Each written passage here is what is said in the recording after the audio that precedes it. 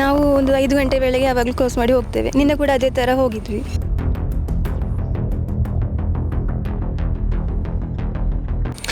ಜಿಲ್ಲೆಯಲ್ಲಿ ಒಂದು ಒಳ್ಳೆಯ ಹೆಸರನ್ನು ತಂದುಕೊಟ್ಟದಿದ್ದರೆ ಇದು ನಮ್ಮ ಸ್ವಚ್ಛತಾ ಘಟಕ.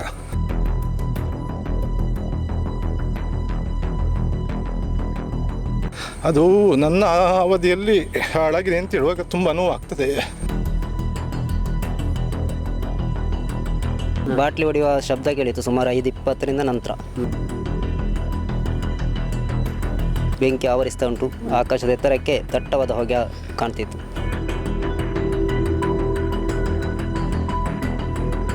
ಇವತ್ತಿನ ಇದರ ಕಟ್ಟಡದ ವ್ಯಾಲ್ಯೂ 35ರಿಂದ 40 ಲಕ್ಷ ಆಗ್ತದೆ, ಕನಿಷ್ಠ ಕಟ್ಟಡದ ವ್ಯಾಲ್ಯೂ. ಇದು ಎಲ್ಲಿವರೆಗೆ ಆಯಿತು ಅಂತ ಹೇಳಿದರೆ ಸಂಪೂರ್ಣ ಝೀರೋಗೆ ಅಲ್ಲ, ಮೈನಸ್ಸಿಗೆ ಹೋಗಿ ಆಯಿತು. ಬಹುಶಃ ಇವತ್ತು ಅವರೆಲ್ಲ ಕನಸುಗಳು ಒಂದು ರೀತಿಯಲ್ಲಿ ಭಗ್ನಗೊಂಡಿದೆ ಅಂತ ಹೇಳಬಹುದು. ನಿನ್ನೆ 5 ಗಂಟೆಯ ಸುಮಾರಿಗೆ ಇಲ್ಲಿ ವ್ಯಾಪಿಸಿದಂಥ ಬೆಂಕಿ ಅವರ ಕನಸುಗಳನ್ನು, ಅವರ ನಿರೀಕ್ಷೆಗಳನ್ನೆಲ್ಲವೂ ಕೂಡ ಬಲಿ ತೆಗೆದುಕೊಂಡಿದೆ.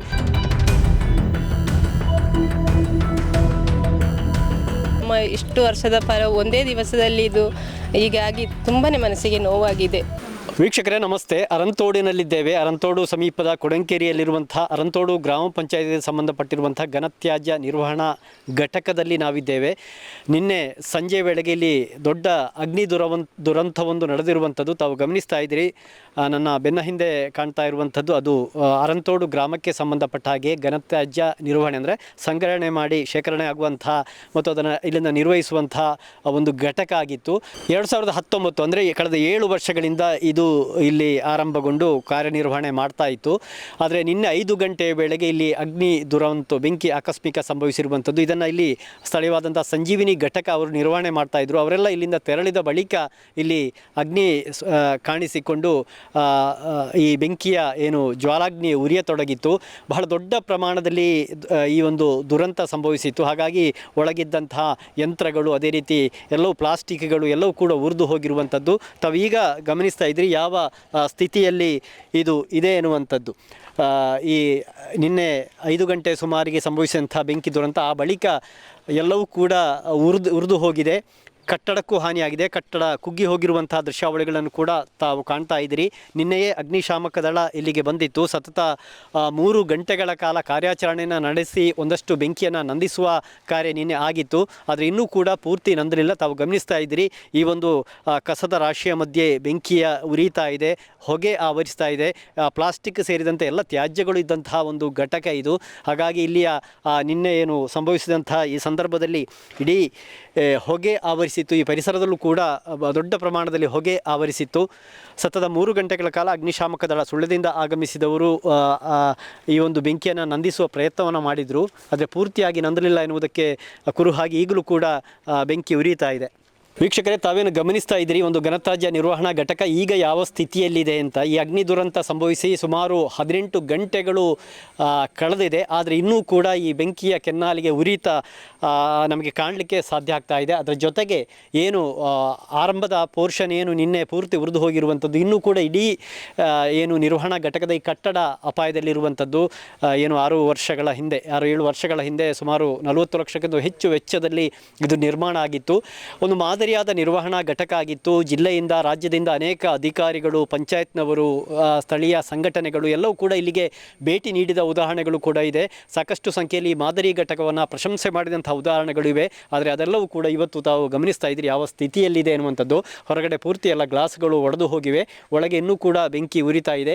ಯಾವುದೇ ಯಾವುದೇ ಸಂದರ್ಭದಲ್ಲಾದರೂ ಈ ಗೋಡೆ ಕೂಡ ಕೆಳಗೆ ಬೀಳುವಂಥ ಸ್ಥಿತಿ ಇದೆ. ಯಾಕಂದರೆ ಅಷ್ಟು ದೊಡ್ಡ ಪ್ರಮಾಣದಲ್ಲಿ ಬೆಂಕಿ ನಿನ್ನೆ ಉರಿದುಕೊಂಡಿತ್ತು. ಮೇಲಿನ ಶೀಟ್ ಏನಿತ್ತು ಅದು ಪೂರ್ತಿ ಹೊತ್ತಿ ಉರಿದಿತ್ತು. ಹಾಗಾಗಿ ಈ ಬೆಂಕಿ ಇನ್ನೂ ಕೂಡ ವ್ಯಾಪಿಸ್ತಾ ಇರುವಂತಹ ದೃಶ್ಯಾವಳಿಗಳನ್ನು ತಾವು ಕಾಣ್ತಾ ಇದ್ದೀರಿ. ಹೊಗೆ ಇನ್ನೂ ಕೂಡ ನಂದಿಲ್ಲ. ಇದರ ಪರಿಸರದಲ್ಲಿರುವಂಥ ಮರಗಳು ಕೂಡ ಅದು ಕರಟಿ ಹೋಗಿವೆ. ಒಂದು ಮಾವಿನ ಮರ, ಅನೇಕ ಮರಗಳು ಕೂಡ ಇಲ್ಲಿವೆ ಈ ಪರಿಸರದಲ್ಲಿ. ಅದು ಕೂಡ ಈ ಬೆಂಕಿಯ ಕೆನ್ನಾಲಿಗೆ ಸಿಲುಕಿ ಕರಟಿ ಹೋಗಿರುವಂಥ ದೃಶ್ಯಾವಳಿಗಳನ್ನು ಕೂಡ ತಾವು ಕಾಣ್ತಾ ಇದ್ದೀರಿ. ಈಗಾಗಲೇ ಉಲ್ಲೇಖಿಸಿದಂತೆ ಈ ಒಂದು ಘನತ್ಯಾಜ್ಯ ನಿರ್ವಹಣಾ ಘಟಕವನ್ನು ನಿರ್ವಹಣೆ ಮಾಡ್ತಾ ಇರುವಂಥದ್ದು ಸ್ಥಳೀಯ ಸಂಜೀವಿನಿ ಸಂಘದವರು. ಈ 4 ಮಂದಿ ಈಗಿರುವಂಥ ಮಹಿಳೆಯರು ಇಲ್ಲಿ ಇದನ್ನು ನಿರ್ವಹಣೆ ಮಾಡ್ತಾರೆ. ಎಷ್ಟು ಹೊತ್ತಿಗೆ ಇದಾಯಿತು? ನೀವು ಎಷ್ಟು ಹೊತ್ತಿಗೆ ಇಲ್ಲಿಂದ ಹೋಗಿದ್ರಿ? ನಾವು ಒಂದು 5 ಗಂಟೆ ವೇಳೆಗೆ ಯಾವಾಗಲೂ ಕ್ಲೋಸ್ ಮಾಡಿ ಹೋಗ್ತೇವೆ. ನಿನ್ನೆ ಕೂಡ ಅದೇ ಥರ ಹೋಗಿದ್ವಿ. ನನಗೆ ಮನೆಗೆ ತಲುಪಿದ್ದೆ ನಾನು, ಆಮೇಲೆ ಕಾಲ್ ಬಂತು. ಇವರು ಪೇಟೆಯಲ್ಲೇ ಇದ್ದರು. ಒಂದು 5:30 ವೇಳೆಗೆ ಸುಮಾರು. ಹೇಗೆ ಇದು ಕಾರ್ಯಾಚರಣೆ ಮಾಡ್ತದೆ? ಹೇಗೆ ಇದು ಅಂದರೆ ಅಂಗಡಿಗಳಿಂದೆಲ್ಲ ಪ್ರತಿ ವಾರದಲ್ಲೊಮ್ಮೆ ಹೋಗಿ ಕಲೆಕ್ಟ್ ಮಾಡಿ ತರ್ತಾರೆ. ಮತ್ತು ಮನೆಗಳಿಂದೆಲ್ಲ ತಿಂಗಳಿಗೆ ಒಮ್ಮೆ ಒಂದೊಂದು ಕೇಂದ್ರಕ್ಕೆ ತಂದಿಟ್ಟಿರ್ತಾರೆ ಅವರು. ಅಲ್ಲಿಂದ ನಾವು ಕಲೆಕ್ಟ್ ಮಾಡಿ ತರ್ತೇವೆ. ಇಲ್ಲಿ ತಂದು ಸೆಗ್ರಿಗೇಷನ್ ಮಾಡಿ ನಾವೇ ಸೇಲ್ ಮಾಡ್ತಾ ಇದ್ವಿ ಕಳೆದ 1 ವರ್ಷದ ಹಿಂದೆವರೆಗೆ ಸಂಜೀವಿನಿ ಮುಖಾಂತರ. ಇವಾಗ MRFಗೆ ಕೊಡ್ತಾ ಇದ್ವಿ. ಕಳೆದ ಲಾಸ್ಟ್ ಮೇ 18ರ ಮೇಲೆ ಬಂದಿರಲಿಲ್ಲ, ಹಾಗಾಗಿ ತುಂಬ ತುಂಬಿತ್ತು. ಫುಲ್ ಇತ್ತು 2 ಕಡೆ ಕೂಡ. ನಿನ್ನೆ ಸಂಜೆ 5 ಗಂಟೆಯ ವೇಳೆಗೆ ಈ ಬೆಂಕಿ ದುರಂತ ಸಂಭವಿಸಿರುವಂಥದ್ದು. ಆ ಕೂಡಲೇ ಇಲ್ಲಿಗೆ ಸ್ಥಳೀಯ ಪಂಚಾಯತ್ ಅಂದರೆ ಅರಂತೋಡು ಪಂಚಾಯತ್ನ ಅಧ್ಯಕ್ಷರಾಗಿರುವಂಥ ಕೇಶವ ಅಡ್ತಲೆ, PDO ಆಗಿರುವಂಥ ಜಯಪ್ರಕಾಶ್ ಇವರೆಲ್ಲ ಬಂದಿದ್ದಾರೆ. ಸಾಕಷ್ಟು ಕ್ರಮಗಳನ್ನು ಕೈಗೊಂಡಿದ್ದಾರೆ. ಈಗ ಅವರು ನಮ್ಮ ಜೊತೆ ಇದ್ದಾರೆ. ಅಧ್ಯಕ್ಷರೇ, ಹೇಗೆ ಇದು ಎಷ್ಟೊತ್ತಿಗೆ ಆಯಿತು? ನನಗೆ ಒಂದು ಸಾಧಾರಣ 5:30 ಇರ್ಬೋದು. ನನಗೊಂದು ಕಾಲ್ ಬಂತು. ನಾನು ಮನೆಯಲ್ಲಿ ಪಂಚಾಯತ್ನಲ್ಲಿ ನಾನು ಪ್ರತಿ ದಿವಸ ಬರ್ತೇನೆ. 3:30ಗೆ ಸಾಧಾರಣ ಪಂಚಾಯತಿಂದ ಮನೆಗೆ ಹೋಗಿದ್ದೆ. 5:30ಗೆ ಬಂತು ಕಾಲು, ಹೀಗೆ ಕೊಡಂಕೇರಿಯ ಘಟಕಕ್ಕೆ ಬೆಂಕಿ ಬಿದ್ದಿದೆ ಬನ್ನಿ ಅಂತೇಳಿ. ನಾನು ಕೂಡಲೇ ಬಂದಾಗ ವ್ಯಾಪಕವಾಗಿ ಇದು ಬೆಂಕಿ ಹಬ್ಬಿತ್ತು. ಹಾಗಾಗಿ ತಕ್ಷಣ PDO ಅವರು ಮತ್ತು ಸ್ಥಳೀಯರು ಫೈರಿಗೆ ಫೋನ್ ಮಾಡಿದರು. ನಾನು ಬಂದ ಕೂಡಲೇ ಅವರು ಕೂಡ ಬಂದಿದ್ದರು. ಆದರೂ ಕೂಡ ನಮ್ಮ ನಿಯಂತ್ರಣಕ್ಕೆ, ಅವರ ಹತೋಟಿಗೆ ಕೂಡ ಬರದೆ ಬೆಂಕಿ ಫುಲ್ಲು ಇಡೀ ನಮ್ಮ ಈ ಘಟಕವನ್ನು ವ್ಯಾಪಿಸಿ ಕಂಪ್ಲೀಟ್ ಹಾಳು ಮಾಡಿದೆ ಅಂತ ಹೇಳಲಿಕ್ಕೆ ಇಚ್ಛೆಪಡ್ತೇನೆ. ಮತ್ತು ಇದು ನಾನು 2 ಅವಧಿಯಿಂದ ಈ ಪಂಚಾಯತ್ನಲ್ಲಿದ್ದೇನೆ. ಒಂದು ನಮ್ಮ ಪಂಚಾಯಿತಿಗೆ ಒಂದು ರಾಜ್ಯದಲ್ಲಿ, ಜಿಲ್ಲೆಯಲ್ಲಿ ಒಂದು ಒಳ್ಳೆಯ ಹೆಸರನ್ನು ತಂದುಕೊಟ್ಟದಿದ್ದರೆ ಇದು ನಮ್ಮ ಸ್ವಚ್ಛತಾ ಘಟಕ. ಅದು ನನ್ನ ಅವಧಿಯಲ್ಲಿ ಹಾಳಾಗಿದೆ ಅಂತ ಹೇಳುವಾಗ ತುಂಬ ನೋವಾಗ್ತದೆ. ನಾವೊಂದು ಮಟ್ಟದಲ್ಲಿ ಒಂದು ಪಂಚಾಯತಿಯನ್ನು ಒಳ್ಳೆ ರೀತಿಯಲ್ಲಿ ತಗೊಂಡು ಹೋಗಬೇಕು ಅಂತ ನಿರೀಕ್ಷೆ ಇಟ್ಕೊಂಡು ಒಂದು ಒಳ್ಳೆಯ ಅಧಿಕಾರಿಗಳು, ಪಂಚಾಯತ್ ಅಭಿವೃದ್ಧಿ ಅಧಿಕಾರಿಗಳು ಇದ್ದರಿಂದಾಗಿ ಒಳ್ಳೆಯ ರೀತಿಯಲ್ಲಿ ತಗೊಂಡು ಹೋದ್ವಿ. ಅದಕ್ಕೆ ನಮ್ಮ ಒಳ್ಳೆಯ ಆಡಳಿತಕ್ಕೆ ತಾಲೂಕಿನ ಅಧಿಕಾರಿಗಳು, ಜಿಲ್ಲಾ ಪಂಚಾಯತಿನ ಅಧಿಕಾರಿಗಳು ನಮಗೆ ಯಾವತ್ತೂ ಸಪೋರ್ಟಾಗಿ ನಿಂತಿದ್ದಾರೆ. ಮತ್ತು ಇಲ್ಲಿಯ ಸ್ಥಳೀಯರು ಕೂಡ, ಎಲ್ಲ ಗ್ರಾಮಸ್ಥರು ಕೂಡ ನಮ್ಮ ಎಲ್ಲ ಕೆಲಸಗಳಿಗೆ ಒಂದು ಒಳ್ಳೆಯ ಬೆಂಬಲವಾಗಿ ನಿಂತಿದ್ದರು. ಹಾಗಾಗಿ ನಾವು ಪಂಚಾಯತಿಯನ್ನು ಒಳ್ಳೆಯ ರೀತಿಯಲ್ಲಿ ತಗೊಂಡು ಹೋಗಲಿಕ್ಕೆ ಸಾಧ್ಯ ಆಯಿತು. ಆದರೆ ಇದು ನಾವು ಕಷ್ಟ ಬಂದದಕ್ಕೆ ನಮಗೆ ಏನು ನೋವಿಲ್ಲ. ಆದರೆ ಅದನ್ನು ಉಳಿಸಲಿಕ್ಕೆ ದೇವರು ನಮಗೆ ಅನುಗ್ರಹ ಮಾಡಿಕೊಡಲಿಲ್ಲ. ನಾವು ಇಷ್ಟು ವರ್ಷ ಪ್ರಯತ್ನ ಪಟ್ಟದನ್ನು ನಿಮಿಷದಲ್ಲಿ ಹಾಳು ಆಗಿದೆ. ನಮ್ಮ ಏನು ನಾವು ಒಂದು ಮಾದರಿಯಾಗಿ ರಾಜ್ಯಕ್ಕೆ, ಜಿಲ್ಲೆಗೆ ಮಾದರಿಯಾಗಿ, ತಾಲೂಕಿಗೆ ಮಾದರಿಯಾಗಿ ಇದನ್ನು ಮುಂದುವರಿಸಿಕೊಂಡು ಹೋಗಬೇಕು ಅಂತೇಳುವ ನಿಟ್ಟಿನಲ್ಲಿ ಕೆಲಸ ಮಾಡ್ತಿದ್ವಿ. ಅದು ಆಗಲಿಲ್ಲ ಅಂತೇಳುವಂಥ ನೋವು ಮಾತ್ರ ನನಗಿರುವಂಥದ್ದು. ಮತ್ತು ಒಂದು ಕಾರಣ, ಇಷ್ಟು ನಮ್ಮ ಈ ಸಮಸ್ಯೆಗಳಿಗೆ ಮೂಲ ಕಾರಣ ಏನು ಅಂತೇಳಿದರೆ, ನಾವು ಇಲ್ಲಿಯ ವ್ಯವಸ್ಥೆಯೊಳಗೆ ನಾವು ಇದನ್ನು ಕಸವನ್ನು ಎಲ್ಲ ಅಂಗಡಿಗಳಿಂದಲೂ ಮನೆಗಳಿಂದಲೂ ಮತ್ತು ನಾವು ನಿರಂತರವಾಗಿ, ನಾನು ವಿಶೇಷವಾಗಿ ಹೇಳ್ತೇನೆ, ಯಾವುದೇ ಪಂಚಾಯತಿಯಲ್ಲಿ ಮಾಡಲಿಕ್ಕೆ ಸಾಧ್ಯ ಇಲ್ಲದಂಥ ಕಳೆದ ತಿಂಗಳು 73 ತಿಂಗಳು ಮಾಸದ ಒಂದು ಹೆದ್ದಾರಿ ಸ್ವಚ್ಛತೆಯನ್ನು ಕೂಡ ಮಾಡಿಕೊಂಡು ಬಂದಿದ್ದೇವೆ. ಒಂದೇ ಒಂದಿನ ಕೊರೋನಾ ಸಮಯದಲ್ಲಿ 3-4 ತಿಂಗಳು ಬಾಕಿ ಇರ್ಬೋದು. ಅದು ಬಿಟ್ಟರೆ ಪ್ರತಿ ತಿಂಗಳು ಅದನ್ನು ಕಸವನ್ನು ಹೇಕಿಕೊಂಡು ಇಲ್ಲಿ ಸಂಗ್ರಹ ಮಾಡಿಕೊಂಡು ಅದನ್ನು ಇಲ್ಲಿಯ ಸಿಬ್ಬಂದಿಗಳು, ಅವರನ್ನು ನಿಜವಾಗಿ ನಾನು ಅಭಿನಂದಿಸ್ತೇನೆ. ನಾನು ಎಲ್ಲ ಕಾರ್ಯಕ್ರಮಗಳಲ್ಲಿ ಹೇಳ್ತಾ ಇರ್ತೇನೆ. ಯಾಕೆ ಅಂತ ಹೇಳಿದರೆ ಅವರು ನಮ್ಮ ಪಂಚಾಯತ್ನ ಕುಟುಂಬ ಸದಸ್ಯರು, ಯಾವುದೇ ಭೇದ ಭಾವ ಇಲ್ಲದೆ ನಮ್ಮ ಒಳ್ಳೆಯ ರೀತಿಯಲ್ಲಿ ಇಲ್ಲಿ ಕೆಲಸ ಮಾಡ್ಕೊಂಡಿದ್ದರು. ಅದು ಅವರ ಕೆಲಸದಿಂದ ನಮಗೆ ನಮ್ಮ ಪಂಚಾಯತಿಗೆ ಹೆಸರು ಬಂದಿತ್ತು ಅಂತ ಹೇಳಲಿಕ್ಕೆ ನಾನು ಇಚ್ಛೆ ಪಡ್ತೇನೆ. ಹಾಗಾಗಿ ಅದನ್ನು ಅವರು ಒಳ್ಳೆಯ ರೀತಿಯಲ್ಲಿ 1 ವರ್ಷದ ಮೊದಲು ಕೂಡ ಒಳ್ಳೆಯ ರೀತಿಯಲ್ಲಿ ಅವರೇ ಕಸ ಅದನ್ನು ವಿಂಗಡಣೆ ಮಾಡಿ ಮಾರಾಟ ಮಾಡಿ ನಮಗೂ ಒಂದಿಷ್ಟು ಆದಾಯ ಬರ್ತಿತ್ತು. ನಮಗೆ ಪಂಚಾಯತಲ್ಲಿ ಕೂಡ ಅದೊಂದು ಹೊರೆಯಾಗದೆ ಒಂದು ಒಳ್ಳೆಯ ರೀತಿಯಲ್ಲಿ ನಡೆಯುತ್ತಿತ್ತು. ಆದರೆ ಯಾವಾಗ ಈ MRF ಘಟಕಗಳಿಗೆ ನಾವು ಇದನ್ನು ಸಾಗಾಟ ಕೊಡಬೇಕು ಅಂತ ಹೇಳುವಾಗಿ ಬಂತು, ಅವರಿಂದ ಅದು ಸರಿಯಾಗಿ ನಿರ್ವಹಣೆ ಮಾಡೋದ್ರಿಂದ ಪ್ರತಿ ತಿಂಗಳು ಅವರು ನಮ್ಮ ಇಲ್ಲಿಂದ ತಗೊಂಡು ಹೋಗೋದಿದ್ರೆ ಇಂತಹ ದೊಡ್ಡ ಅನಾಹುತ ಇದರಲ್ಲಿ ಆಗ್ತಿರಲಿಲ್ಲ. ನಮಗೆ ಇಷ್ಟು ಅಪಾರವಾದಂಥ ನಷ್ಟ ಬರಲಿಕ್ಕೆ ಸಾಧ್ಯ ಆಗ್ತಾ ಇರಲಿಲ್ಲ. ಯಾಕೆಂತ ಹೇಳಿದರೆ ಅದೇ ಮೇ 18ಕ್ಕೆ ಲಾಸ್ಟ್ ಬಂದದ್ದು, ಒಂದು ನಡೆದು ಹೋಗಲಿಕ್ಕೆ ಮಾತ್ರ ದಾರಿ, ಅಷ್ಟು ಮಾಡಿನ ಹೊರಗೆ ಕೂಡ ಕಸ ತುಂಬಿದ್ರಿಂದಾಗಿ ಇಷ್ಟು ದೊಡ್ಡ ಅನಾಹುತ ಆಗಿದೆ.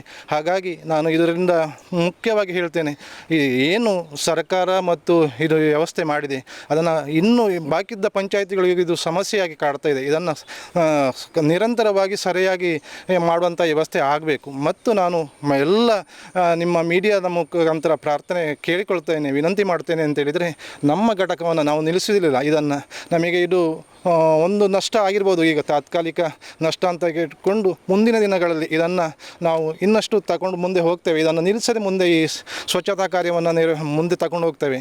ಅದಕ್ಕೆ ನಮ್ಮ ಎಲ್ಲ ಹಂತದ ಜನಪ್ರತಿನಿಧಿಗಳು ಮತ್ತು ಅಧಿಕಾರಿ ವರ್ಗಗಳು ನಮಗೆ ಸಹಾಯ ಮಾಡಬೇಕು ಅಂತ ನಾನು ಈ ಮೂಲಕ ಕೇಳ್ಕೊಳ್ತೇನೆ. ವಿಡಿಯೋ ಅವರೇ, ಏನು ನಷ್ಟ ಆಗಿದೆ? ಬಹುಶಃ ಕಸ ಈಗಾಗಲೇ ಅವರು ಹೇಳಿದ್ರು ಎಲ್ಲ ಕಡೆ ತುಂಬಿ ಹೋಗಿತ್ತು, ಉಳಿದಂಥ ಯಂತ್ರಗಳು ಕೂಡ ಬೆಂಕಿಗೆ ಆಹುತಿಯಾಗಿದೆ ಅಲ್ಲ?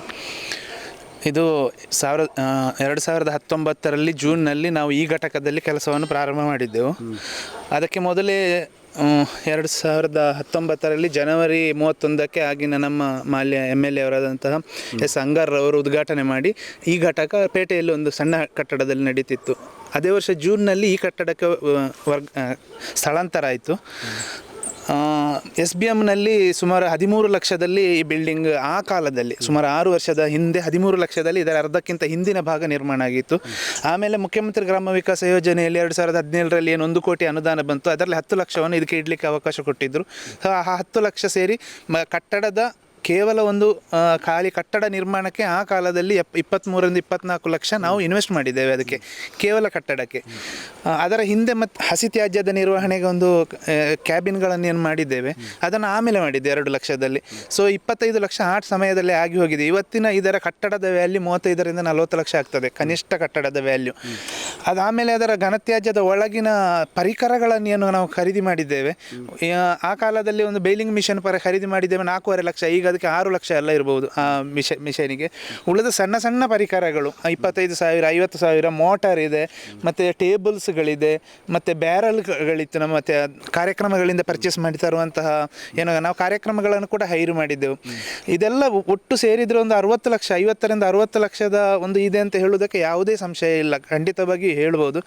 ಇದಿಷ್ಟು ಸಾಮಗ್ರಿಗಳನ್ನು ನಾವು ಕಳ್ಕೊಂಡಿದ್ದೇವಲ್ಲ, ಅದು ಒಂದು ರೀತಿಯ ನೋವು ಕೊಡ್ತದೆ ನಮಗೆ. ಸರ್ಕಾರದ ಒಂದು ಯೋಜನೆಗಳಲ್ಲಿ ಬಂದಂತಹ ಅನುದಾನವನ್ನು ನಾವು ಉಳಿಸಿಕೊಳ್ಳಿಕ್ಕಾಗಲಿಲ್ಲ ಅಂತ ಬಂದರೆ, ಇನ್ನೊಂದು ಏನು ಅಂದರೆ ಅದರ ಜೊತೆಗಿರುವ ಭಾವನಾತ್ಮಕ ಸಂಬಂಧಗಳು, ಸಾಮಾಜಿಕ ಬದ್ಧತೆಗಳು. ಯಾಕೆಂತ ಹೇಳಿದರೆ ನಮ್ಮ ದೇಶ 5ನೇ ಆರ್ಥಿಕ ಶಕ್ತಿ ಅದು ಇದು ಹೇಳ್ತಾ ಇದ್ರೂ ಕೂಡ ತ್ಯಾಜ್ಯ ವಿಲೇವಾರಿಯಲ್ಲಿ ಬೆಂಗಳೂರಿನಂಥ ನಗರಗಳು ಕೂಡ ಒಂದು ಕೈ ಸೋತಿರುವಂಥದ್ದು ಅಥವಾ ಹಿಂದೆ ಉಳಿದಿರುವಂಥದ್ದನ್ನು ನಾವು ಕಾಣ್ತೇವೆ, ಸಿಲಿಕಾನ್ ಸಿಟಿ. ಹಾಗಾದರೆ ಅದಕ್ಕೆ ಏನು ವ್ಯವಸ್ಥೆ ಅಂತ ಹೇಳಿ ಕನಸಿನೊಂದಿಗೆ ನಾವು ಇದಕ್ಕೆ ಹೊರಟಿದ್ದೆವು. ಒಂದು ಗ್ರಾಮಗಳಲ್ಲಿ ಒಂದು ಮಾಡೆಲ್ ಆದಂತಹ ಒಂದು ಘನತ್ಯಾಜ್ಯ ಘಟಕವನ್ನು ನಿರ್ಮಾಣ ಮಾಡಬೇಕು ಅಂತ ಹೇಳುವಂಥ ಭಾವನೆಯಿಂದ ಹೊರಟಿದ್ದೆವು. ಹಿಂದಿನ ಆಡಳಿತ ಮಂಡಳಿಯಲ್ಲೂ ಇದ್ದವರು, ಈಗಿನ ಅಧ್ಯಕ್ಷರೇನಿದ್ದಾರೆ ಕೇಶವ ಅಡ್ತಲೆ ಅವರು ಹಿಂದಿನ ಆಡಳಿತ ಮಂಡಳಿ 2015-20 ಆಡಳಿತ ಮಂಡಳಿಯಲ್ಲೂ ಇದ್ದವರು. 21-25-26 ಆಡಳಿತ ಮಂಡಳಿಯೂ ಅವರಿದ್ದಾರೆ. ಹಿಂದಿನ ಆಡಳಿತ ಮಂಡಳಿಯಲ್ಲಿ ಇದೆಲ್ಲ ನಿರ್ಮಾಣಕ್ಕೆ ಎಲ್ಲ ಯೋಜನೆಗಳನ್ನು ತೆಗೆದುಕೊಂಡ್ರೆ, ಈಗಿನ ಆಡಳಿತ ಮಂಡಳಿಯವರು ಎಷ್ಟು ಭಾವನಾತ್ಮಕವಾಗಿ ಅಂತ ಹೇಳಿದರೆ ಅವರು ಹೇಳಿದರು ಪಂಚಾಯತ್ ಅಭಿವೃದ್ಧಿ ಅದಕ್ಕೆ ಹಾಗಲ್ಲ. ಅದು ಒಂದು ವಾಹನ ಹೋಗಬೇಕಿದ್ರೆ ಅದರ ಎಂಜಿನು ಚಕ್ರ ಎಲ್ಲವೂ ಸರಿ ಹೇಗೆ ಇರಬೇಕು, ಒಂದು ಘಟಕ ವ್ಯವಸ್ಥೆ ನೋಡಿಬೇಕ್ರೆ ಎಲ್ಲರೂ ಕರೆಕ್ಟ್ ಇದ್ದರೆ ಮಾತ್ರ ಆಗ್ತದೆ. ಒಂದು ದುರ್ಬಲಗೊಂಡರೂ ಕೂಡ ಗಾಡಿ ಮುಂದೆ ಹೋಗೋದಿಲ್ಲ. ಈ ಆಡಳಿತ ಮಂಡಳಿ ಇರ್ಬೋದು, ಆಗಿನ ಅಧ್ಯಕ್ಷ ಉಪಾಧ್ಯಕ್ಷರು ಇರ್ಬೋದು, ಮತ್ತು ಈಗಿನ ಕೇಶವ ಅಡ್ತಲೆ ಇರ್ಬೋದು, ಇದರ ಮಧ್ಯದಲ್ಲಿ ಹರಿಣಿ DD ಅಂತೇಳಿ ಅಧ್ಯಕ್ಷರಾಗಿದ್ದರು, ಹಿಂದೆ ಲೀಲಾವತಿ ಕೊಡಂಕಿರಿ ಅಂತೇಳಿ ಅಧ್ಯಕ್ಷರಾಗಿದ್ದರು, ಮತ್ತು ಉಪಾಧ್ಯಕ್ಷರಾಗಿ ಶಿವಾನಂದ ಕುಕ್ಕುಂಬಳ ಇದ್ದರು, 2ನೇ ಅವಧಿಯಲ್ಲಿ ಉಪಾಧ್ಯಕ್ಷರಾಗಿ ಶ್ವೇತಾ ಅಂತ ಇದ್ದರು, ಈಗ ಉಪಾಧ್ಯಕ್ಷರಾಗಿ ಭವಾನಿ ಸಿ ಅವರಿದ್ದಾರೆ. ಈ ಎಲ್ಲರ ತಂಡದ ಪ್ರಯತ್ನದ ಫಲವಾಗಿ ಈ ಕಾರ್ಯಕ್ರಮಗಳು ರೂಪುಗೊಳ್ಳುತ್ತದೆ. ನಿಮಗೆ ಗೊತ್ತಿದೆ, ಒಂದು ಮನೆ ಅಥವಾ ಒಂದು ಸಂಘಟನೆ ನಡಿಬೇಕಿದ್ರೆ ಕೇವಲ ಮೂಲಭೂತ ಸೌಕರ್ಯಗಳು ಸಾಕಾಗುವುದಿಲ್ಲ, ಅಲ್ಲಿ ಒಂದು ಭಾವನಾತ್ಮಕವಾಗಿ ನಮ್ಮದು ಎನ್ನುವ ಭಾವನೆಯೊಂದಿಗೆ ನಾವು ಅದನ್ನು ಮಾಡಬೇಕಾಗ್ತದೆ. ಆ ಭಾವನೆಯೊಂದಿಗೆ ನಾವು ಇದನ್ನೆಲ್ಲ ಮಾಡ್ತಾ ಹೋಗಿದ್ದೇವೆ. ಇದು ಎಲ್ಲಿಯವರೆಗೆ ಆಯಿತು ಅಂತ ಹೇಳಿದರೆ ಸಂಪೂರ್ಣ ಝೀರೋಗೆ ಅಲ್ಲ, ಮೈನಸ್ಸಿಗೆ ಹೋಗಿ ಆಯಿತು. ನಾವು ಅದನ್ನು ಅಂದರೆ ಝೀರೋಗೆ ಬಂದರೆ ಕೇವಲ ನೆಲ ಮಾತ್ರ ಇರ್ತಿತ್ತು, ಈಗ ಇದನ್ನು ತೆರವುಗೊಳಿಸುವುದು ಕೂಡ ಒಂದು ಮೈನಸ್ಸಿಗೆ ಹೋಗಿ ನಿಂತಾಯಿತು ಅದರ ಮೇಲೆಗೆ. ಆದರೆ ಒಳಗಿಂದ ಒಂದು ಕೆಚ್ಚಿದೆ ಸರ್, ನಾವು ಇದನ್ನು ಬಿಡುವುದಿಲ್ಲ. ಖಂಡಿತವಾಗಿಯೂ ನಮಗೆ ಸರ್ಕಾರ ಮತ್ತು ಜಿಲ್ಲಾ ಪಂಚಾಯತ್ನಿಂದ ಸಹಕಾರ ಕೊಡ್ತಾರೆ ಅನ್ನೋ ಭರವಸೆ ಇದೆ, ಮತ್ತು ಇಲ್ಲಿಯ ಸ್ಥಳೀಯರು ಕೂಡ ಸಹಕಾರ ಕೊಡ್ತಾರೆ ಅನ್ನೋ ಭರವಸೆ ಇದೆ. ಮತ್ತು ಇದೇ ಜಾಗದಲ್ಲಿ ನಾವು ಕಟ್ಟಡವನ್ನು ಕಟ್ಟಿ ಮತ್ತು ಖಂಡಿತವಾಗಿ ಇಲ್ಲಿ ಘಟಕವನ್ನು ಎದ್ದು ನಿಲ್ಲಿಸ್ತೇವೆ ಅಂತೇಳಿ ನಾನು ಎಲ್ಲರ ಪರವಾಗಿ ಹೇಳಲಿಕ್ಕೆ ಅವಘಡಕ್ಕೆ ಏನು ಕಾರಣ ಏನು ಅಂತ ಕಂಡುಕೊಂಡಿದ್ದೀರಾ? ಅಧ್ಯಕ್ಷರು ಈಗಾಗಲೇ ಪ್ರಸ್ತಾಪಿಸಿದ ಹಾಗೆ, ಯಾವಾಗ ಒಂದು ಕಸದ ತ್ಯಾಜ್ಯ ತುಂಬುತ್ತಾ ಹೋಗ್ತದೆ. ಅದು ಮಾಡಿನವರೆಗೆ ತುಂಬಿದಾಗ ಎಲೆಕ್ಟ್ರಿಕ್ ಸರ್ಕ್ಯೂಟ್ ಎನ್ನುವಂಥದ್ದು ಕಸದ ಒಳಗೆ ಸೇರಿ ಹೋಗ್ತದೆ. ಈಗ ಸಾಮಾನ್ಯವಾಗಿ ಕಿಟಕಿಗಿಂತ ಮೇಲೆ ವೈರಿಂಗಿನ ವ್ಯವಸ್ಥೆ ಇರ್ತದೆ, ನಿಮ್ಮ ಲಿಂಟಲ್ ಲೆವೆಲ್ಗಿಂತ ಮೇಲೆ ಇರ್ತದೆ ವೈರಿಂಗಿನ ವ್ಯವಸ್ಥೆ. ಅದರ ಕೆಳಗೆ ತ್ಯಾಜ್ಯ ಇರ್ತಿದ್ರೆ ಒಂದು ವೇಳೆ ಸರ್ಕ್ಯೂಟ್ ಆದರೂ ಕೂಡ ಸುಟ್ಟು ಹೋಗೋ ಸಂದರ್ಭ ಇರಲಿಲ್ಲ. ಈ ವೈರಿಂಗ್ನಲ್ಲಿ ಎಲ್ಲಿಯಾದರೂ ಸಣ್ಣ ಲೋಪ ಕಂಡ್ರು ಅದೇ ಈ ಪ್ಲಾಸ್ಟಿಕ್ ತ್ಯಾಜ್ಯ ಆ ಭಾಗದಲ್ಲಿ ತುಂಬಿರುವ ಕಾರಣ ಅದು ಸಣ್ಣ ಒಂದು ಕಿಡಿ ಸಾಕಾಗ್ತದೆ. ಒಂದು ಹೊತ್ತಿಕೊಂಡ್ರೆ ಇದೆಲ್ಲ ಪೆಟ್ರೋಲಿಯಂ ಪ್ರಾಡಕ್ಟ್ಗಳೆಲ್ಲ ಪ್ಲಾಸ್ಟಿಕ್ ಐಟಮ್ಗಳು ಇರೋದು. ನಾವು ಇದನ್ನು ಒಣತ್ಯಾಜ್ಯಗಳನ್ನು ಮಾತ್ರ ಮಾಡುವಂಥದ್ದು, ಹಸಿ ತ್ಯಾಜ್ಯದ ಹಿಂದೆ ಇದೆ ಕ್ಯಾಬಿನ್ಗಳು. ಒಣತ್ಯಾಜ್ಯ ಅಂತ ಹೇಳಿದರೆ ಪ್ಲಾಸ್ಟಿಕ್ ಇತ್ಯಾದಿಗಳೆಲ್ಲ ಮಾತ್ರ ಬರುವಂಥದ್ದು. ಅದು ಸುಟ್ಟು ಹೋಗ್ಲಿಕ್ಕೆ ಎಷ್ಟು ಹೊತ್ತು ಬೇಕು ಸರ್? ಒಂದು 10 ನಿಮಿಷದಲ್ಲಿ ವ್ಯಾಪಿಸಿ ಹೋಗಿದೆ. ಇವರು 5:10 ಇಲ್ಲಿಂದ ಹೋಗಿದ್ದಾರೆ ಅಂತ ಹೇಳೋದನ್ನು ನಾನು ಕೇಳಿದೆ. ಇಲ್ಲಿಂದ 5:29 ನನಗೆ ಕಾಲ್ ಬಂದಿದೆ, ಘಟಕ ಉರಿತಾ ಉಂಟು ಅಂತ. ಕೇವಲ 15ರಿಂದ 20 ನಿಮಿಷದ ಹೊತ್ತಿನಲ್ಲಿ ಎಲ್ಲ ಆಗಿ ಹೋಗಿದೆ ಇಲ್ಲಿ. ಹಾಗಾಗಿ ಇದರ ಬಗ್ಗೆ ಏನು ಹೇಳಲಿಕ್ಕೂ ಗೊತ್ತಿಲ್ಲ. ಆದರೆ ಮತ್ತೆ ನಾವು ಎದ್ದು ನಿಲ್ತೇವೆ, ಮತ್ತೆ ಇದನ್ನು ಮಾಡ್ತೇವೆ ಅಂತ ಹೇಳುವಂಥ ಒಂದು ಭಾವನೆಯೊಂದಿಗೆ ಎಲ್ಲರ ಸಹಕಾರವನ್ನು ಕೋರ್ತೇನೆ. ವೀಕ್ಷಕರೇ, ಈಗಾಗಲೇ ಅಧ್ಯಕ್ಷರು ಅದೇ ರೀತಿಯಲ್ಲಿ ಇಲ್ಲಿಯ ಸಂಜೀವಿನಿ ಘಟಕದವರು ಜೊತೆಗೆ ಇಲ್ಲಿಯ PDO ಎಲ್ಲ ಮಾತಾಡ್ತಾ ಇದ್ರು. ಒಂದು ಭಾವನಾತ್ಮಕ, ಅಂದರೆ ಅರಂತೋಡು ಗ್ರಾಮ ಪಂಚಾಯತ್ ಎನ್ನುವಂಥದ್ದು ಈ ಒಂದು ಊರಿಗೆ ಸಂಬಂಧಪಟ್ಟಾಗಿ ಒಂದು ಕುಟುಂಬದ ಭಾವನೆಯಿಂದ ಅವರೊಂದೆಲ್ಲ ಕರ್ತವ್ಯವನ್ನು ನಿರ್ವಹಿಸ್ತಾ ಇದ್ದಾರೆ. ಹಾಗಾಗಿ ಒಂದು ಭಾವನಾತ್ಮಕ ಸಂಬಂಧ ಇತ್ತು. ಈಗಾಗಲೇ ನಾನು ಉಲ್ಲೇಖಿಸಿದ ಹಾಗೆ ಈ ಹಿಂದೆ ಅನೇಕ ಪ್ರಶಸ್ತಿಗಳು ಕೂಡ ಸ್ವಚ್ಛತೆ ಕಾರಣಕ್ಕೆ ಇರ್ಬೋದು, ಅವರ ಕಸ ವಿಲೇವಾರಿಗೆ ಸಂಬಂಧಪಟ್ಟ ಇರ್ಬೋದು, ಅನೇಕ ಪ್ರಶಂಸೆಗೆ ಪಾತ್ರ ಆಗಿರುವಂಥದ್ದು. ಅದು ಕಾರಣ ಆಗಿರುವಂಥದ್ದು ಇಲ್ಲಿನವರು ಅದನ್ನೊಂದು ಭಾವನಾತ್ಮಕವಾಗಿ ಇಲ್ಲಿಯ ಪಂಚಾಯತ್ ಆಡಳಿತ ಇರ್ಬೋದು, ಅಧಿಕಾರಿಗಳಿರ್ಬೋದು, ಅಥವಾ ಸಂಜೀವಿನಿ ಘಟಕದವರು ಇರ್ಬೋದು, ಆ ರೀತಿ ಅದನ್ನು ನೋಡ್ತಾ ಇದ್ರು. ಹೇಗೆ ಮನೆಯಲ್ಲಿ ಅಥವಾ ಒಂದು ಕುಟುಂಬದ ಪರಿಸರದಲ್ಲಿ ತ್ಯಾಜ್ಯಗಳಿದ್ದರೆ ಅವರಿಗೆ ಹೇಗೆ ನೋವಾಗ್ತದೆ, ಹಾಗೆ ಅದೇ ರೀತಿಯಲ್ಲಿ ಈ ಊರಿನಲ್ಲಿ ತ್ಯಾಜ್ಯಗಳಿದ್ದರೂ ಕೂಡ ಅದನ್ನು ಅತ್ಯಂತ ಒಂದು ಕರಾರುವಕ್ಕಾದ ರೀತಿಯಲ್ಲಿ ಅದನ್ನು ಒಂದು ನಿರ್ವಹಣೆ ಮಾಡ್ತಾ ಇದ್ರು. ಬಹುಶಃ ಇವತ್ತು ಅವರೆಲ್ಲ ಕನಸುಗಳು ಒಂದು ರೀತಿಯಲ್ಲಿ ಭಗ್ನಗೊಂಡಿದೆ ಅಂತ ಹೇಳ್ಬೋದು. ಆ ಬೆಂಕಿ ಅದನ್ನೆಲ್ಲ ಆಪೋಷಣ ತೆಗೆದುಕೊಂಡಿರುವಂಥದ್ದು, ಹೊಗೆ ಮಾತ್ರ ಆವರಿಸ್ತಾ ಇದೆ. ಖಂಡಿತವಾಗೂ ದಿನಂಪ್ರತಿ ಇಲ್ಲಿ 4 ಮಂದಿ ಮತ್ತು ಉಳಿದವರು ಅನೇಕ ಸಹಕಾರವನ್ನು ಮಾಡ್ತಾ ಇದ್ದರು ಇವರೆಲ್ಲರೂ ಕೂಡ. ಆದರೆ ನಿನ್ನೆ 5 ಗಂಟೆಯ ಸುಮಾರಿಗೆ ಇಲ್ಲಿ ವ್ಯಾಪಿಸಿದಂಥ ಬೆಂಕಿ ಅವರ ಕನಸುಗಳನ್ನು, ಅವರ ನಿರೀಕ್ಷೆಗಳನ್ನೆಲ್ಲವೂ ಕೂಡ ಬಲಿ ತೆಗೆದುಕೊಂಡಿದೆ. ಆದರೆ ಅವರು ನಿರೀಕ್ಷೆ ಬಿಟ್ಟಿಲ್ಲ, ಭರವಸೆ ಇದೆ ಮುಂದೆ ಸಹಕಾರದೊಂದಿಗೆ. ಅಥವಾ ಈಗಾಗಲೇ ಅನೇಕ ಅಧಿಕಾರಿಗಳು ಇಲ್ಲಿಗೆ ಭೇಟಿ ನೀಡಿದ್ದಾರೆ, ಅವರಿಗೆ ಈ ಸ್ಟೋರಿಯ ಮೂಲಕ ಇಲ್ಲಿನ ವಾಸ್ತವ ಚಿತ್ರಣ ಕೂಡ ಗೊತ್ತಾಗಿದೆ. ಹಾಗಾಗಿ ಅವರು ಕೂಡ ಮತ್ತೆ ನಮ್ಮ ಸರ್ಕಾರ, ನಮ್ಮ ಆಡಳಿತ, ನಮ್ಮ ಪಂಚಾಯತ್ ವ್ಯವಸ್ಥೆಗಳು ಸಹಕಾರವನ್ನು ನೀಡ್ತಾರೆ ಎನ್ನುವಂಥ ಭರವಸೆ ಮತ್ತು ನೀಡಬೇಕು ಎನ್ನುವಂಥ ಒತ್ತಾಯ ಕೂಡ ಈ ಮೂಲಕ ಮಾಡ್ತಾ ಇದ್ದೇವೆ. ಪಂಚಾಯತ್ ಉಪಾಧ್ಯಕ್ಷರಾಗಿರುವಂಥ ಭವಾನಿಕ ನಮ್ಮ ಜೊತೆಗಿದ್ದಾರೆ. ಹೇಳಿ. ಇದೊಂದು ತುಂಬ ನೋವಿನ ಸಂಗತಿ ಆಗಿದೆ. ಅಂದರೆ ಅರಂತೋಡು ಗ್ರಾಮ ಪಂಚಾಯತ್ ಅಂದರೆ ಘನತ್ಯಾಜ್ಯ ಘಟಕ, ಎಲ್ಲಿ ಹೋದರೂ ಅದೊಂದು ಹೆಸರು ಹೇಳ್ತಾಯಿದ್ದು. ಅಂದರೆ ಎಲ್ಲರೂ ಒಗ್ಗಟ್ಟಾಗಿ ಅಷ್ಟು ಚೆನ್ನಾಗಿ ಕೆಲಸ ಮಾಡ್ತಾಯಿದ್ರು. ಎಲ್ಲ ನಮ್ಮ ಇಷ್ಟು ವರ್ಷದ ಒಂದೇ ದಿವಸದಲ್ಲಿ ಇದು ಹೀಗಾಗಿ ತುಂಬಾ ಮನಸ್ಸಿಗೆ ನೋವಾಗಿದೆ. ಹಾಗೆ PDO ಸರ್ ಹೇಳಿದ ಹಾಗೆ ನಾವೆಲ್ಲರೂ ಒಗ್ಗಟ್ಟಾಗಿ ಇನ್ನು ಮುಂದೆ ಈ ಘಟಕವನ್ನು ಮುಂದೆ ನಡೆಸುವಲ್ಲಿ ನಾವೆಲ್ಲ ಸಹಕರಿಸ್ತೇವೆ ಅಂತ ಹೇಳಲಿಕ್ಕೆ ಇಷ್ಟಪಡ್ತೇನೆ. ಆದರೆ ಹೀಗೆ ಆಗಬಾರ್ದಿತ್ತು. ಅಂದರೆ ಇಲ್ಲಿ ಕೆಲಸ ಮಾಡುವ ಸಿಬ್ಬಂದಿಗಳು ಅಷ್ಟು ಕಷ್ಟಪಟ್ಟು ಎಲ್ಲ ಊರಿನ ಗ್ರಾಮದಿಂದ ಸಹ ಎಲ್ಲ ಕಸ ತಗೊಂಡು ಬಂದು ಇಲ್ಲಿ ತುಂಬ ಕೆಲಸ ಮಾಡ್ತಾಯಿದ್ರು. ಅಂದರೆ ತುಂಬ ನೋವಾಗಿದೆ. ನಿನ್ನೆ ಈ ಭೀಕರವಾದಂತಹ ಒಂದು ಅಗ್ನಿ ದುರಂತ ಸಂಭವಿಸಿದ ವೇಳೆಗೆ ಅನೇಕರು ಇಲ್ಲಿಗೆ ಬಂದಿದ್ದರು. ನಿನ್ನೆ ಇಲ್ಲಿ ಕೆಲಸ ಕಾರ್ಯಗಳನ್ನು ಮಾಡಿದವರು ಪಂಚಾಯತ್ ಸದಸ್ಯರಿದ್ದಾರೆ. ಜೊತೆಗೆ ಇದರ 6 ವರ್ಷದ ಹಿಂದೆ ಇದನ್ನು ಕಟ್ಟಿದವರು ಗುತ್ತಿಗೆದಾರರಾಗಿರುವಂಥ ರವಿಪ್ರಸಾದ್ ಕೇರ್ಪಳ್ ಅವರು ಕೂಡ ನಮ್ಮ ಜೊತೆಗಿದ್ದಾರೆ. ನಿಮ್ಮ ಹೆಸರು ಯಾರು? ನೀವು ಪೂರ್ತಿ ಇದ್ದೀರಾ ಅಂತಲ್ಲ? ಪವನ್. ಎಷ್ಟು ಹೊತ್ತಿಗೆ ಇದಾಯಿತು? ನೀವು ಗೊತ್ತಾಗಿ ಬಂದದ? ಗೊತ್ತಾಗಿ ಬಂದ. ನನ್ನ ಮನೆಯಲ್ಲೇ ಪಕ್ಕದಲ್ಲಿರೋದು. ಬಾಟ್ಲಿ ಹೊಡೆಯುವ ಶಬ್ದ ಕೇಳಿತು ಸುಮಾರು 5:20 ನಂತರ. ಅಂದರೆ 5:10 ನಿನ್ನೆ ಸ್ವಲ್ಪ ಲೇಟಾಗಿ ಇವರು ಇಲ್ಲಿನ ಕೆಲಸದವರು ಹೋಗಿದ್ದಾರೆ ಇಲ್ಲಿಂದ. ನಾನು ಇವರು ಹೋಗೋದನ್ನು ಕೂಡ ನೋಡಿದ್ದೇನೆ. ಆದರೆ ಎಂಥ ಶಬ್ದ ಬಂದು ಇಲ್ಲಿ ನೋಡ್ತೇನೆ, ಇಡೀ ಬೆಂಕಿ ಆವರಿಸ್ತಾ ಉಂಟು. ಆಕಾಶದ ಎತ್ತರಕ್ಕೆ ದಟ್ಟವಾದ ಹೊಗೆ ಕಾಣ್ತಿತ್ತು. ಕೂಡಲೇ ನಮ್ಮ ಇವರಿಗೆ ಪಂಚಾಯತ್ ಸಿಬ್ಬಂದಿಯವರು ಇವರಿಗೆ ಫೋನ್ ಮಾಡಿ ವಿಚಾರ ಹೇಳಿದೆ. ಕೂಡಲೇ ಅಗ್ನಿಶಾಮಕ ಮತ್ತು ಇಲ್ಲಿ ಊರಿನವರೆಲ್ಲ ಸುಮಾರು ಒಂದು 500ಕ್ಕಿಂತಲೂ ಹೆಚ್ಚು ಜನಗಳು ಬಂದು ಎಲ್ಲ ಸಹಕಾರ ಕೊಟ್ಟರು. ಆದರೂ ಬೆಂಕಿಯನ್ನು ಪೂರ್ಣವಾಗಿ ನಂದಿಸಲಿಕ್ಕೆ ಸಾಧ್ಯ ಆಗಲಿಲ್ಲ. ಇದರ ಜೊತೆಯಲ್ಲಿ ನಿನ್ನೆ ಮಳೆ ಕೂಡ ಇರಲಿಲ್ಲ.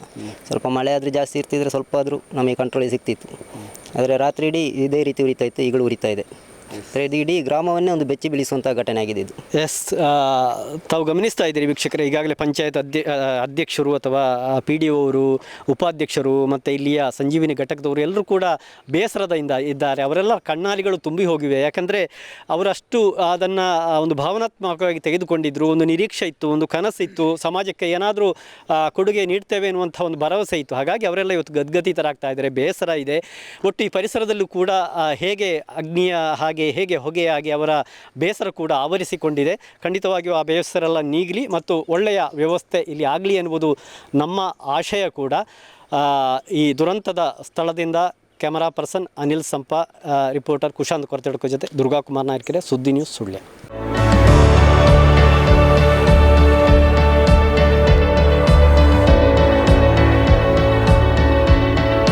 ನಮಸ್ಕಾರ ರೈತ ಬಾಂಧವರೇ, ಬಿಸು ಕಳೆದಿತ್ತು, ಇನ್ನೇನು ಕೃಷಿ ಮಾಡೋದಕ್ಕೆ ಸೂಕ್ತ ಸಮಯ. ಹಾಗಾಗಿ ಉತ್ತಮ ಗುಣಮಟ್ಟದ ಗಿಡಗಳಿರುವ ನರ್ಸರಿಯನ್ನ ಹುಡುಕ್ತಾ ಇದ್ದೀರಾ?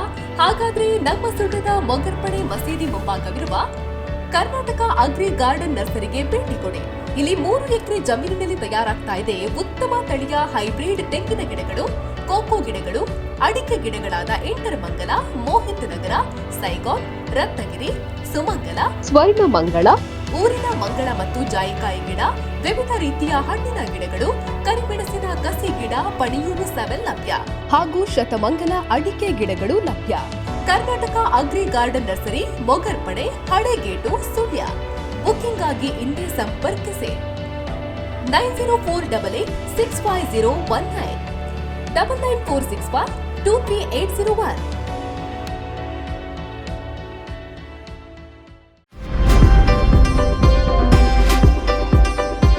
ಇದೀಗ ಸುಳ್ಯ ನಗರದಲ್ಲಿ ಭಾರಿ ರಿಯಾಯಿತಿಯ ಕೊಡುಗೆ. ನೇರವಾಗಿ ಗಾರ್ಮೆಂಟ್ಸ್ ಮುಖಾಂತರ ರಿಟೇಲ್ ಗ್ರಾಹಕರಿಗೆ ಅಪ್ ಟು 80% ವರೆಗೆ ರಿಯಾಯಿತಿಯ ಮಾರಾಟ. Banaras cotton silk, georgette, chiffon, Bengali cotton, crepe silk, Gadwal cotton, Poonam ಮತ್ತು ಇನ್ನು ಹಲವಾರು ರೀತಿಯ ಸೀರೆಗಳು ಲಭ್ಯವಿದೆ. ಕೇವಲ 150 ರೂಪಾಯಿಗೆ ಮಾತ್ರ.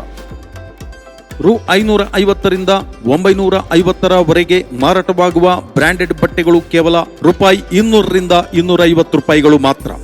Branded office wear, T shirt, night pant, acrylic collar T shirt, sport wear T shirt, loose neck T shirt, round neck T shirt, track pants, Rajasthani printed cotton kurti, Ahmedabad printed cotton kurti, cotton patch work kurti, ladies nightie, Patiala pant, leggings, palazzo pant, XL, double XL, triple XL T ಶರ್ಟ್ಗಳು ದೊರೆಯುತ್ತದೆ. Bra panties, slip, sports bra, cotton tights ದೊರೆಯುತ್ತದೆ. Jeans pant, cotton pant, formal pant, plaza set ಕೇವಲ 400 ರೂಪಾಯಿಗಳು ಮಾತ್ರ. ಕೆಲವೇ ದಿನಗಳು ಮಾತ್ರ. ಹಿಂದೆ ಭೇಟಿ ನೀಡಿರಿ. ಶಿವಕೃಪಾ ಕಲಾಮಂದಿರ ಖಾಸಗಿ ಬಸ್ ನಿಲ್ದಾಣದ ಹಿಂಭಾಗ, ಸುಳ್ಯ. ದೂರವಾಣಿ ಸಂಖ್ಯೆ 9886859823. ಸುಳ್ಯದ ಜನತೆಗೆ ಸುವರ್ಣ ಅವಕಾಶ. ಹಿಂದೆ ಭೇಟಿ ನೀಡಿರಿ.